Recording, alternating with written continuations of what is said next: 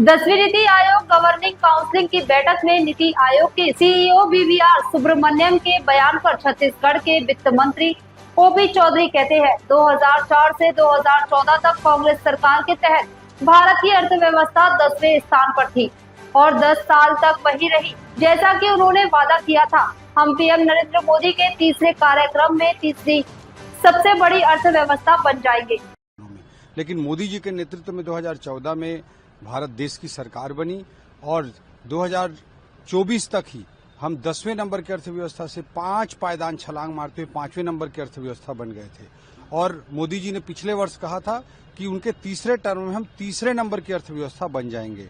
अभी जापान को पीछे छोड़ते हुए 1 साल के भीतर ही हम चौथे नंबर की अर्थव्यवस्था बन चुके हैं और निश्चित रूप से मोदी जी ने जो कमिट किया है उसके अनुसार तीसरे नंबर की अर्थव्यवस्था उनके तीसरे कार्यकाल में अनिवार्य रूप से बन जाएंगे।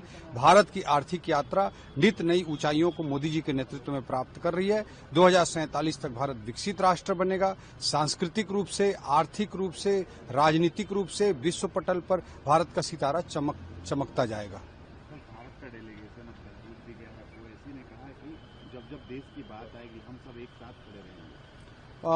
सभी विपक्ष के लोगों को, सभी विपक्ष के साथियों को ये समझना चाहिए और मोदी विरोध का मतलब राष्ट्र विरोध नहीं होता और राष्ट्र से संबंधित सभी विषयों पर सभी विपक्ष के साथियों को एक साथ एकजुट होना चाहिए। झीरम की एनिवर्सरी है, निश्चित रूप से जीरम में जो शहीद हुए उन सभी शहीदों को मैं नमन करता हूं और पिछले 1.5 साल में जिस तरह से मुख्यमंत्री विष्णुदेव साय जी के हमारे प्रदेश के नेतृत्व में और ओवरऑल नरेंद्र मोदी जी और अमित शाह जी के नेतृत्व में देश में मार्च 2026 तक माओवाद को समाप्त करने का जो संकल्प लिया गया है, जीरम के शहीदों को भी, नक्सलवाद माओवाद से पीड़ित हर व्यक्ति को और हर शहीद को सच्ची श्रद्धांजलि होगी।